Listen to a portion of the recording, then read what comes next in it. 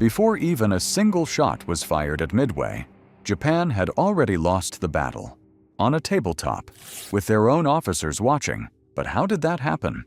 In the first week of May 1942, the commanders of the Imperial Japanese Navy gathered on the battleship Yamato to wargame Operation Mi, their planned assault on Midway Atoll. During the simulation, the officer commanding the American Red Team pulled off a surprise flank attack on the Japanese carrier force. The umpires rolled the dice that predicted catastrophic results for Japan. 9 hits, enough to sink both the Akagi and the Kaga, 2 of Japan's most powerful fleet carriers, before the operation even began. But here's the kicker. The chief umpire, Rear Admiral Ugaki, didn't like the result, so he did something that marked the beginning of IJN's destruction. He simply overruled the dice, declared both carriers resurrected, and the wargame continued as if nothing had happened. But 6 weeks later, the prediction came true when Japan actually lost 4 carriers at Midway, including both ships that the dice had sunk during the simulation earlier. This is the story of how the most powerful naval strike force in the world sailed straight into the worst defeat in Japanese naval history, and why almost nobody back home found out about it for years. The wound that started it all. To understand why Japan was at Midway in the first place, let's rewind back to about 6 weeks before the battle, to a moment of pure humiliation. On April 18, 1942, 16 American B-25 bombers, led by Lieutenant Colonel James Doolittle, appeared over Tokyo, Yokohama, and Nagoya and dropped bombs on the Japanese home islands. The material damage was minimal, but the psychological damage was catastrophic. And here's why. The IJN's entire reason for existing was the protection of the Japanese home islands and the Emperor himself. The idea that American aircraft could reach Tokyo meant that Japan's so-called absolute national defense zone was, in reality, a complete fiction. Before the Doolittle raid, there had been significant internal disagreement within the Japanese Naval General Staff about where to strike next. Admiral Isoroku Yamamoto, the architect of Pearl Harbor, wanted a decisive engagement to destroy the remaining American carriers. Others wanted to focus on the southern resource areas or a potential move toward Australia. Nobody could agree, and the debate was going nowhere. The Doolittle raid ended the debate overnight. Yamamoto used the humiliation to steamroll his opposition, arguing that Midway was either the launch point for the raid or could be used as a platform for future attacks on Japan. Operation Mi was approved almost immediately, not as a carefully calculated strategic move, but as a reactive strike born out of wounded pride. And that distinction matters enormously because it meant the entire operation was conceived in an emotional state rather than a strategic one. That's never a good starting point for a military campaign of this scale. A plan too clever for its own good. The Japanese plan for Midway involved nearly 200 ships. Let that sink in for a second. 200 ships spread across thousands of miles of open Pacific Ocean, divided into multiple task forces, all supposed to arrive at precisely the right place at precisely the right time. On paper, it looked like military genius, but in practice, it was a logistical nightmare held together by assumptions. The central flaw was dispersal. Yamamoto's massive battleship force, including their largest battleship Yamato, was positioned so far to the rear that it couldn't support the carriers when things went wrong. The carriers, under Vice Admiral Chuichi Nagumo, were too isolated to effectively defend the invasion transports, and a diversionary attack on the Aleutian Islands, meant to draw the American fleet north, actually pulled 2 perfectly good light carriers away from the main battle where they were desperately needed. The whole plan relied on one critical assumption, that the Americans would be caught completely off guard. But to the Japanese's surprise, they were not.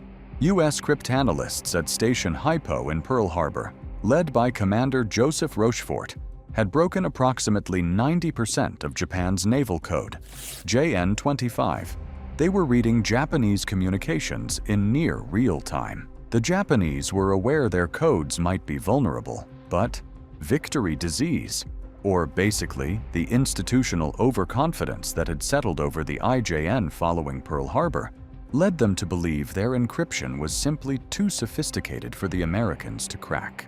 Now here's the detail that makes this whole intelligence story almost unbelievable. American analysts had identified a Japanese target codenamed AF in intercepted communications, and they were fairly certain it referred to Midway. To confirm it, they ordered the Midway base to send an unencrypted radio message reporting that their fresh water distillation plant had broken down. 2 days later, a Japanese intelligence report was intercepted stating that AF is running out of fresh water. That was all Nimitz needed.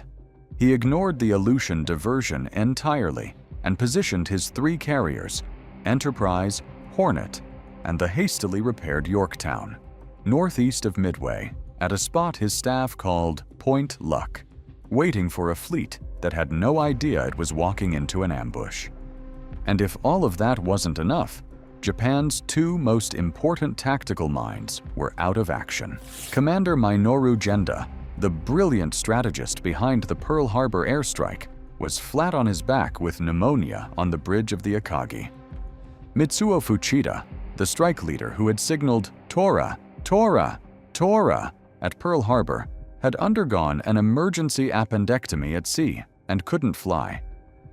Nagumo, a commander with limited naval aviation experience, was sailing into the most consequential carrier battle in history without his 2 most trusted advisors operating at full capacity. The stage was set, and none of the main characters on the Japanese side knew it. The morning everything fell apart. On the morning of June 4, 1942, Nagumo launched 108 aircraft against Midway Atoll in the opening strike. The attack caused significant damage, but when the strike leader, Lieutenant Joichi Tomonaga, radioed back at 7 a.m., his message created an immediate crisis. There is need for a second strike. Nagumo had a problem, and it was a serious one. He had a second wave of aircraft sitting on his carriers, armed with torpedoes and armor-piercing bombs, specifically configured to attack enemy warships if any appeared. His scouts had reported no American ships in the area, but Tomonaga was telling him Midway needed another hit.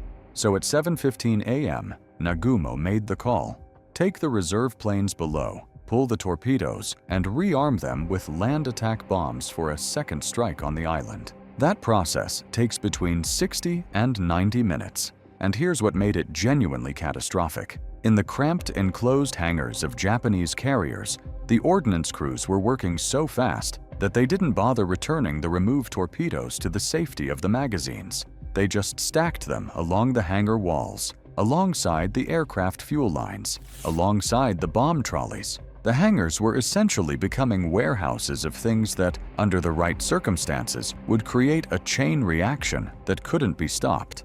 At 7:28 a.m., 13 minutes after the rearming order, the scout plane from the cruiser Tone, which had launched 30 minutes late due to a catapult malfunction, radioed in, "Sight 10 ships, apparently enemy." The bridge of the Akagi went quiet. Nagumo demanded clarification. Were there carriers? At 8:20 a.m., the confirmation came back. The enemy is accompanied by what appears to be a carrier. Now, Nagumo had 2 emergencies running simultaneously. Half his planes were being rearmed with the wrong weapons. His flight decks were cluttered with returning aircraft from the Midway strike. And somewhere over the horizon, an American carrier was watching him.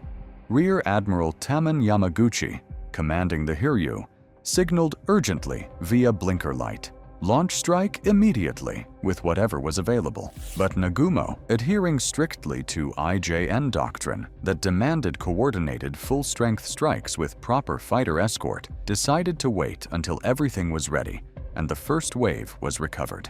It was the kind of decision that looks defensible on paper and catastrophic in hindsight. 5 minutes, 4 carriers. For decades after the battle, the story went like this. Japan was just 5 minutes away from launching a devastating counterstrike when the American dive bombers appeared. pilots in cockpits, engines warming, flight decks packed and ready.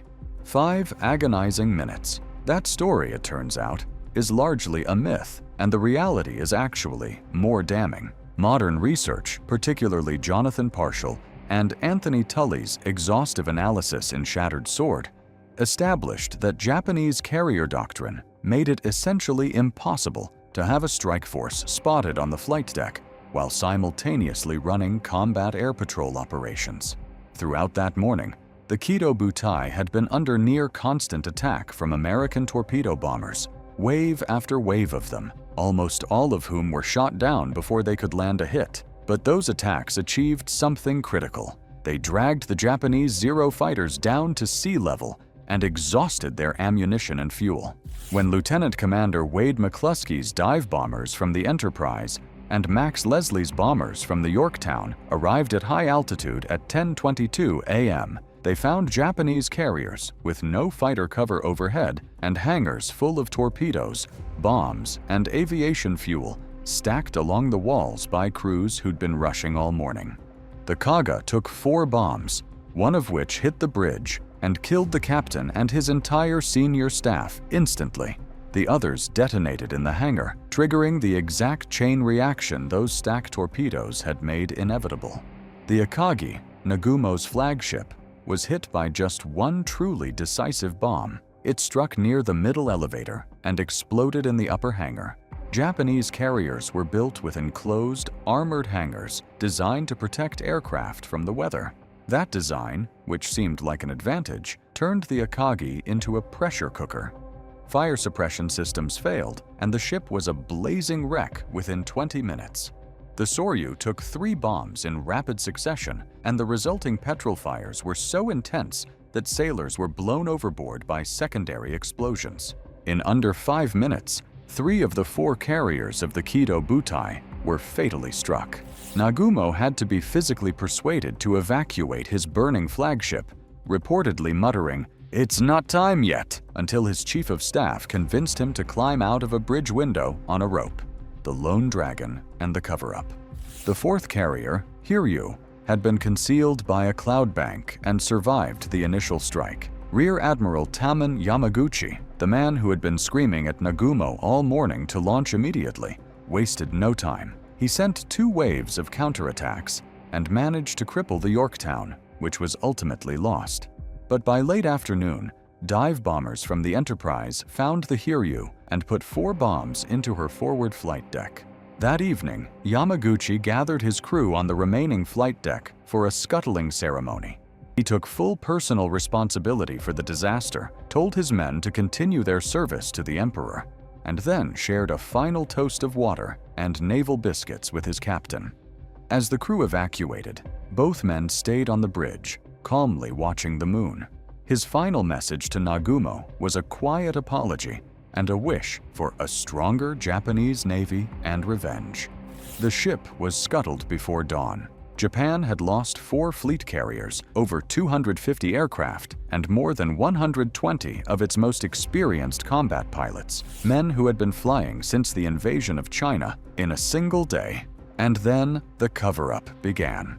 The survivors were landed at night and moved to naval hospitals under tight security. They were quarantined in isolated wards, forbidden from contacting their families, and told that speaking about the battle would make them traitors. The Naval General Staff admitted only 1 carrier lost in official reports, with another heavily damaged. The other 3 remained on the Naval Registry as damaged but unmanned, a paper fiction designed to maintain the illusion of a 6-carrier fleet. Families of the dead were told their sons were missing or on special duty for months. Enlisted survivors were quietly dispersed to remote outposts in the Solomon Islands, where many would eventually die in the grinding attrition of 1943, taking what they knew to their graves. What Midway actually meant. Midway didn't just cost Japan 4 carriers. It cost them the pilots who could never be replaced. Men trained over years in one of the most rigorous aviation programs in the world, gone in an afternoon. Japan's training pipeline produced pilots slowly and deliberately.